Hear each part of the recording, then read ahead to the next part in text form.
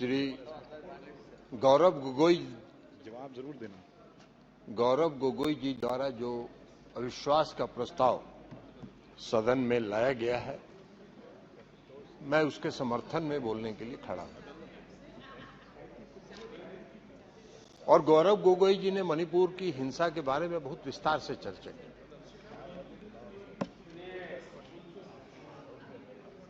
और हम लोग को आश्चर्य तब होता है जब मणिपुर इस देश का पूर्वोत्तर राज्य है, महत्वपूर्ण राज्य है, डबल इंजन की सरकार है।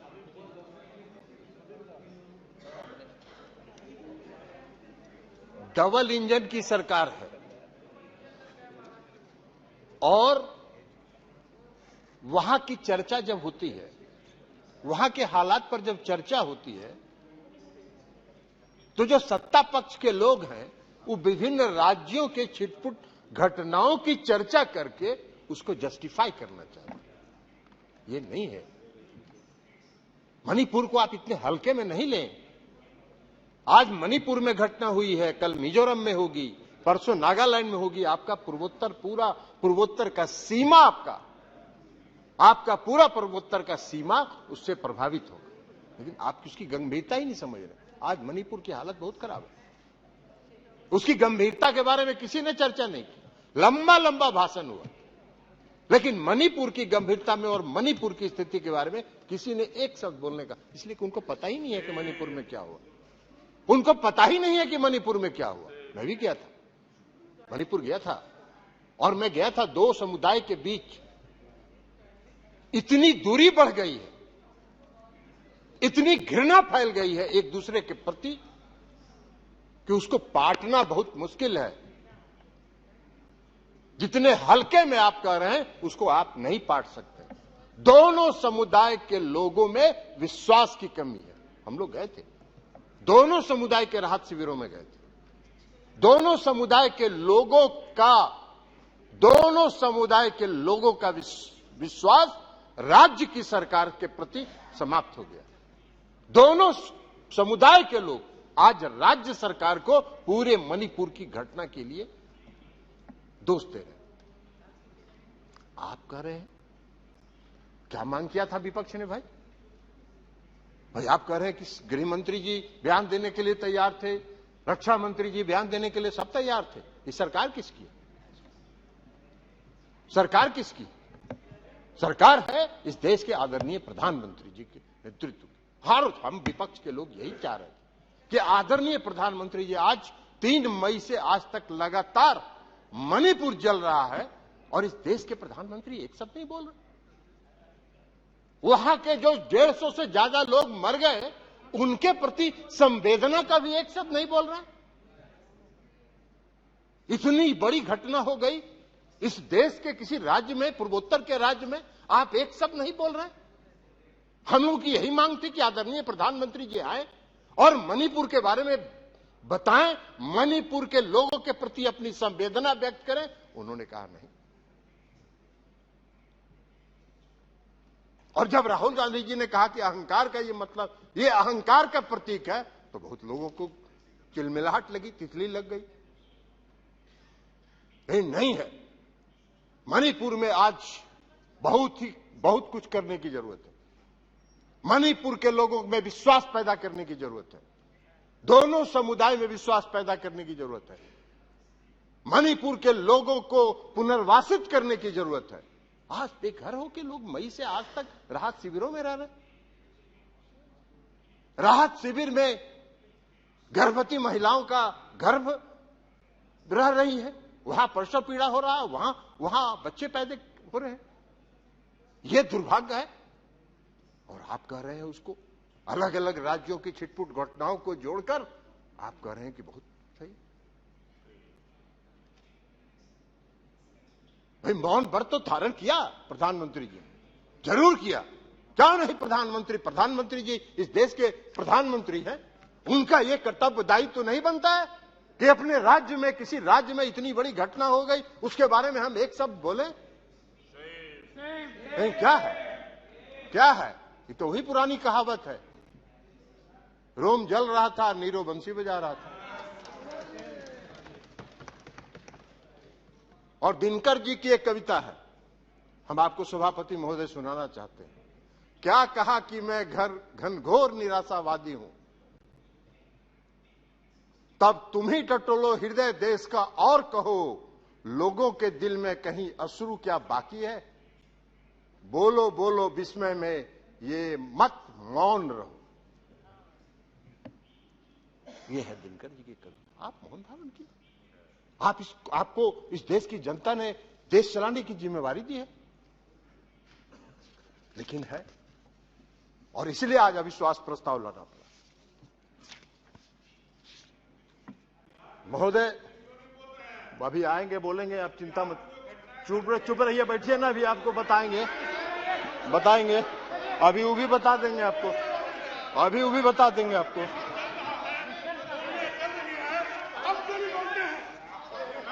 बैठिए आराम से बैठिए, सुनिए, नहीं बैठिए जी, आप बोलिए। चिंता मत करिए, आपका जब नंबर आए तब बोलिएगा, आप बोलने दीजिए, प्लीज बैठ जाइए, तो चिंता नहीं, ठीक है। टिकट नहीं, जब आपका पक्ष का नंबर आएगा बोलेगा, आप बोलिएगा, अब उनको बोलने दीजिए जी, बोलिए, उधर ध्यान मत दीजिए, आप बोलिए। सभापति महोदय, अब हम जरा बता दें, आदरणीय प्रधानमंत्री जी, हम बता दें, आदरणीय प्रधानमंत्री, रिकॉर्ड में नहीं जा रही है, 9 वर्षों से राजीव रंजन सिंह जी के रिकॉर्ड में जा रही है जी। 9 साल से इस देश में शासन कर रहे हैं, और इस देश की जनता आज अपने आप को छला हुआ महसूस कर रही है। 2014 में इस देश के प्रधानमंत्री नरेंद्र मोदी जी चुनाव लड़ रहे थे, किसके बल पर जीत रहे थे? इस देश के नौजवानों पर, इस देश के बेरोजगारों पर क्या वादा किया था उन्होंने? इस देश को उन्होंने वादा किया था 2 करोड़ बेरोजगारों को प्रति वर्ष रोजगार देंगे। 9 साल हो गया, 18 करोड़ का तो हिसाब दीजिए, 18 लाख का भी हिसाब नहीं दे रहे, 18 लाख का भी हिसाब नहीं दे रहे, काहे का? और बना दिया क्या दिया? हाँ, रोजगार दिया एक आदमी को रोजगार जरूर मिला, वो सबसे बेरोजगार था। हम नाम नहीं बोलेंगे किसको रोजगार दिया उन्होंने, ये खुद बताएं कि किसको रोजगार उन्होंने दिया, जो सबसे बड़ा बेरोजगार था, और उसको भारी रोजगार देके पूरा इस देश के नंबर 1 और दुनिया के नंबर 3 पर पहुंचा देने का काम किया। नाम बताइए आप ही, किसको इतना बेरोजगार था जिसको रोजगार दिया? इस देश के नौजवानों को तो रोजगार नहीं मिला। हम लोग भी चुनाव लड़ रहे थे 2014 में, जो बेंगलोर में, महाराष्ट्र में और अलग अलग शहरों में जो लड़के इंजीनियरिंग और मेडिकल कॉलेज में पढ़ते थे, सब अपनी पढ़ाई छोड़ के गांव आ गए थे और सब अपने घर में बैठ गए थे और कह रहे थे अपने अभिभावकों को कि मम्मी पापा वोट दे दो मोदी जी को, हम लोगों को रोजगार मिल जाएगा। रोजगार तो मिल गया, क्या हुआ? आज वही लड़के 5,000 4,000 रुपए की नौकरी के लिए प्राइवेट कंपनियों में दर भटक रहे हैं। 18 करोड़ लोगों के रोजगार का क्या हुआ? 18 करोड़ लोगों के रोजगार का हिसाब दीजिए। बना क्या दिया आपने? अभी रक्षा मंत्री जी नहीं है, रक्षा मंत्री जी नहीं है। रक्षा मंत्री जी को मालूम है इस देश में जो नियमित सेना में बहाली होती है, लाखों नौजवानों ने नियमित बहाली में दौड़ में पास किया, उनका मेडिकल हो गया, उनका नियुक्ति पत्र जारी होना था, उसको फाड़ के फेंक दिया गया और 4 साल के लिए अग्निवीर बना दिया गया। बाहर रोजगार के प्रति आपका नजरिया, कौन सा रोजगार के प्रति आपका नजरिया है? यही है आपका रोजगार के प्रति आपका नजरिया। महोदय, देश के प्रधानमंत्री ने 2014 में घूम के भाषण दिया। अरे बोलिए ना कि नहीं बोले थे कि 2 करोड़ लोगों का अगर साहस है, हिम्मत है तो कहिए कि हमने नहीं कहा था कि हम 2 करोड़ लोगों को रोजगार देंगे। काला धन लाएंगे, काला धन पूरे देश से लाएंगे। पूरे दुनिया में जितना काला धन है वो लाएंगे। हर गरीब के खाते में 10 से 15 लाख रुपया पहुंचाएंगे। एक आदमी को भी नहीं मिला। काला धन लाने की तो बात छोड़ दीजिए। विजय माल्या, नीरव मोदी और मेहुल चौकसी आपके आंख के नीचे से काला धन लेके विदेश चला गया, आपका बैठे रह गया। आप देश की जनता को छल रहे हैं, देश की जनता को छलने का काम कर रहे हैं। और उसके बाद इस देश के गृह मंत्री जी 2014 के चुनाव के बाद हमने देखा एक टीवी चैनल पर इंटरव्यू उनका। एक टीवी चैनल वाले ने पूछा देश के गृह मंत्री जी से कि माननीय गृह मंत्री जी, आपने इस देश में नौजवानों को 2 करोड़ लोगों को प्रति वर्ष रोजगार देने का वादा किया था। आपने हर गरीब के खाता में 10 से 15 लाख रुपए भेजने का वादा किया था। क्या हुआ? क्या कहा उन्होंने? उनका जवाब था कि चुनाव के टाइम में इस तरह के जुमले कहे जाते हैं जिसका कोई मतलब नहीं है। मेरे इसमें है, कहिएगा दिखा देंगे इसमें है आपका गृह मंत्री जी का इंटरव्यू। आपका गृह मंत्री जी का इंटरव्यू है, दिखा देंगे। आपके गृह मंत्री जी का इंटरव्यू दिखा देंगे। जुमला कहेंगे।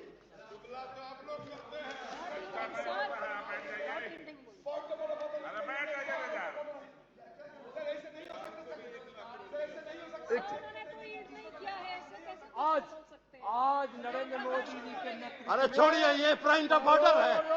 ये सभापति महोदय, ये सब धंधा नहीं चलेगा। योजनाओं से बीच में कोई पॉइंट ऑफ ऑर्डर के नाम पर खड़ा होके और अनर्गल बात करेंगे, ये नहीं चलेगा। ये सब जुमलेबाज हैं। ये क्या बोलेंगे? जुमला कहते हैं। इनके 1 नंबर के मंत्री ने इस देश में कहा कि जो चुनाव में हम वादा करते हैं वो जुमला होता है। यह कह रहे हैं महंगाई। आज देश में सबसे बड़ी समस्या क्या है? महंगाई। आप उज्ज्वला योजना की चर्चा अब आप नहीं करते हैं, क्योंकि उज्ज्वला योजना में जितना सिलेंडर आपने बांटा, 5% घरों में भी आज वो सिलेंडर नहीं जल रहा है। क्यों?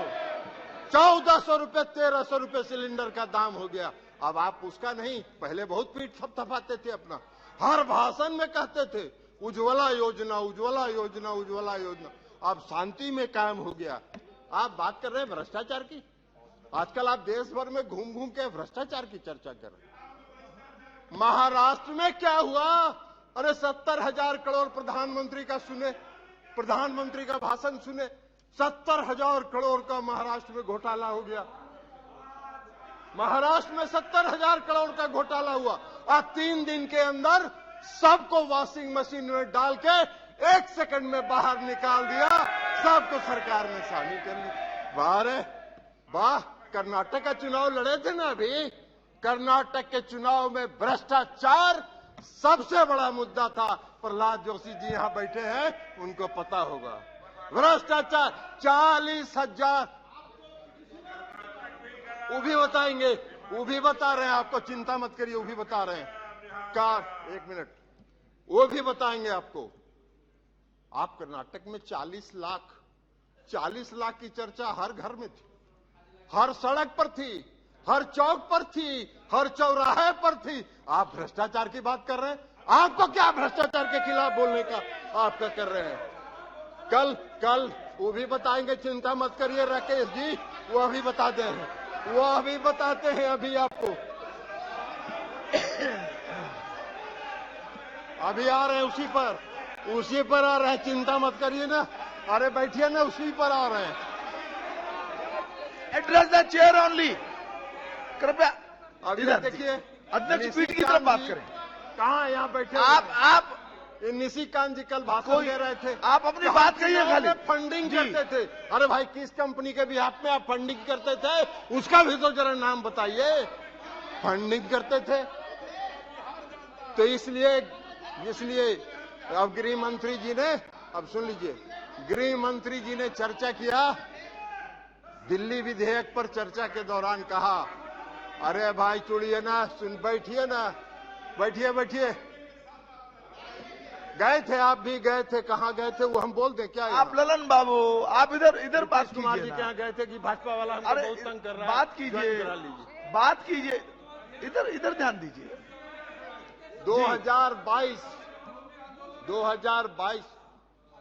2022 में जब हम लोगों का गठबंधन बना 9 अगस्त को, 1 मिनट, 9 अगस्त 2022 को, तब से इनको तितली लग गई, तब से इनको भारी तितली लग गई। पूरा देह खजुला रहा है, सबका देह खजुला रहा है। 2017 में अभी बताएंगे आपके भविष्यवाणी का भी, आपके गृह मंत्री जी कितने बड़े भविष्य वक्ता हैं। 2022 में जब हुआ तितली लग गई, तितली लग गई, इसलिए कि 2015 में जब 3 नहीं, ये बात ठीक नहीं। गठबंधन था, आपको अवसर मिलेगा साफ हो गए तब आप अपनी बात रखिएगा। झाड़ू से आपको अवसर मिलेगा, अपनी बात रखिएगा। बिहार से। अभी सुनिए, 2017 में जब हम लोग 2015 में जब हम लोग का, ओहो ठहरो यार, आप कहाँ के लिए बीच में बोल रहे हैं? 2015 में जब बिहार में गठबंधन हुआ आरजेडी का, जनता दल यू का और कांग्रेस पार्टी का, तो गृह मंत्री जी 3 महीना बिहार में कैंप किए, 3 महीना बिहार में कैंप किए। और खड़े बैठिए ना, आप बड़ा दिल्ली का, बैठिए, बिहार के बारे में क्या जानते हो? एबीसीडी जानते हो ही नहीं, एबीसीडी जानते हो? एबीसीडी जानते हो? आप बार उधर क्यों देखते हैं? तो आप इधर बात करिए ना। तो जब गठबंधन जी। हुआ 3 महीना भी वहां 3 महीना गृह मंत्री केवल जी इधर- कैंप किए, 3 महीना गृह मंत्री जी कैंप किए, और 43 आम सभा इस देश के आदरणीय प्रधानमंत्री जी ने की, जो रिकॉर्ड है किसी राज्य के विधानसभा के चुनाव में प्रधानमंत्री ने 43 आम सभा की होगी, ये रिकॉर्ड है। और सीट आया 52 गो, 52 सिमट गए। और जब इनका नहीं चला तो इन्होंने लालू जी के परिवार के यहां छापा मरवाने का काम किया। और जब छापा मरवाने के कारण 2017 में हमारा गठबंधन टूटा, तो 17 से 22 तक कुछ नहीं हुआ, 2017 से 2022 तक कुछ नहीं हुआ। शांति में इनके तीनों पालतू तोते शांत बैठ गए। और जैसे ही 9 अगस्त 2022 को फिर से गठबंधन हुआ, तीनों तोता चालू हो गए, तीनों तोता दौरा कर रहे, लगातार दौरा कर रहे, लगातार छापा मार रहे। अरे मारते रहो, बिहार का 40 में 40 सीट हारोगे।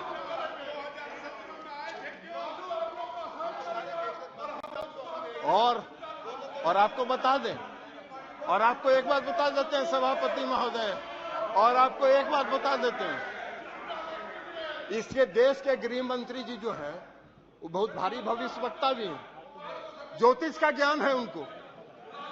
अभी कह रहे थे उस दिन दिल्ली पर 2024 में फिर से नरेंद्र मोदी जी इस देश के प्रधानमंत्री बनेंगे। अब इनके ज्योतिष ज्ञान का हम आपको बताते हैं। ओह चलो यार,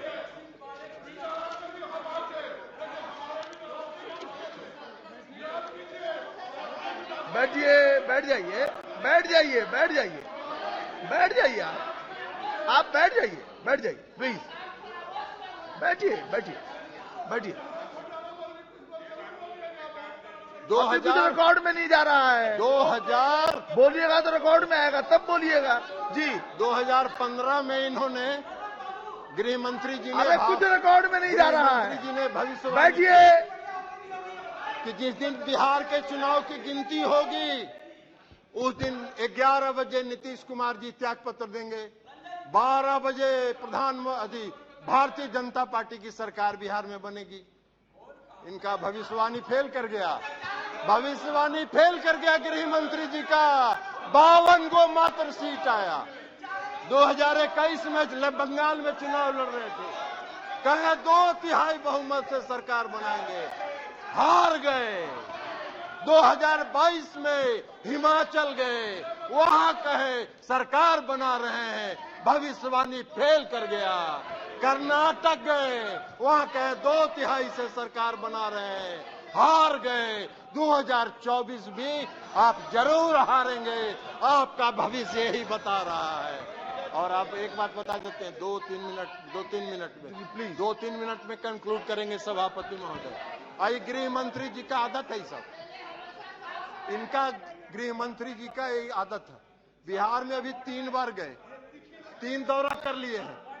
एगो पहला दौरा में गए, बैठिए, पॉइंट ऑफ ऑर्डर कर लिया। क्या पॉइंट ऑफ ऑर्डर है? नहीं, क्या पॉइंट ऑफ ऑर्डर? जी जी, क्या 352(2) जी 352(2) सर, आप बैठिए ना, बैठिए आप।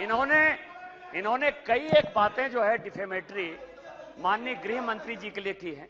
352(2) ये कहता है कि वो सदन के सदस्य हैं, बिना ये नोटिस के उनके बारे में इस तरह की बातें जो बाहर बोली गई हैं वो नहीं बोल सकते हैं। माननीय रंजन जी जो है, ललन जी, इस सदन के मेरे से ज्यादा वरिष्ठ सदस्य हैं, यहाँ के नियम कानून के बारे में उनको ज्यादा जानकारी है, इसलिए जो भी बातें उन्होंने कही वो एक्सपंज कर देना चाहिए और उनको इस तरह की बातें नहीं करनी चाहिए। देख लेंगे इसको। जी हो गया, ठीक है। अरे छोड़िए ना, 1 मिनट। जी जी जी ओ छोड़ दीजिए ना जी, कुछ नहीं बोले, इनका छोड़ दीजिए। हाँ, और सभापति महोदय 3 बार गए गृह मंत्री जी बिहार। पहला बार गए पूर्णिया में भाषण दिए, कहे कि पूर्णिया का हवाई अड्डा मोदी जी ने बनवाया कि नहीं बनवाया। जनता हंस रही थी, जिसका काम भी शुरू नहीं हुआ उसको ही बनवा दिया हवाई अड्डा। अरे ऐसा बड़ा भारी जुमलेबाज तो देखे ही नहीं भाई। जिस हवाई अड्डे का काम भी शुरू नहीं हुआ उस हवाई अड्डे को बनवा दिए। या यही अध्यक्ष थे, ये जो बैठे हुए हैं ना, ये अध्यक्ष थे, यही फीडबैक दिए होंगे। और उसके बाद गए अभी लखीसराय में, लखीसराय में जाके इन्होंने क्या कहा, मुंगेर में इंजीनियरिंग कॉलेज मोदी जी ने बनवाया कि नहीं बनवाया, मेडिकल कॉलेज बनवाया कि नहीं बनवाया, हर घर नल का जल मोदी जी ने पहुंचाया कि नहीं पहुंचाया। तीनों झूठ है, तीनों सफेद झूठ है। मुंगेर का मेडिकल कॉलेज 1 रुपया केंद्र का नहीं है, मुंगेर का इंजीनियरिंग कॉलेज 1 रुपया केंद्र का नहीं है। मुंगेर बिहार में हर घर नल का जल 1 रुपया राज्य की सरकार ने केंद्र से नहीं लिया। इन्होंने ऑफर किया, उन्होंने ठुकरा दिया, कहा नहीं लेंगे। तुम्हारी फितरत है, केंद्र सरकार की फितरत है। राज्य की कोई योजना चलती है, उसमें कुछ पैसा दे देते हैं। अब पैसा दे के कहते ही तो मेरा योजना है। नीतीश जी ने कहा 1 रुपया नहीं लेंगे, हम अपनी ताकत पर करेंगे, और ये काम उन्होंने किया। शर्म ही नहीं आता है। ये भी गए थे लखीसराय में, यही बताए होंगे कि मेडिकल कॉलेज बनवा दिया, इंजीनियरिंग कॉलेज बनवा दिया, हर घर नल का जल बनवा दिया। ललन जी फीडबैक देते हैं। इस देश के गृह मंत्री जी इसी तरह के बयान करने के आदी हैं। अरे जम्मू एंड कश्मीर में पीडीपी कौन था, क्यों समझौता किए थे? आपका नेचुरल एलाई था क्या? आपका स्वाभाविक गठबंधन था जी। बात बना रहे हैं और यहाँ भाषण देते हैं सब जम्मू एंड कश्मीर का। मुफ्ती महबूबा मुफ्ती से गठबंधन किया कि नहीं किया? क्यों किया? आप लालू जी हमारे साथ रहे, धन्यवाद। हम लोग एक पार्टी में रहे हैं, इस पार्टी का निर्माण हम लोगों ने किया था जी। इसलिए रहेंगे। आपका खाता बहुत धन्यवाद जी।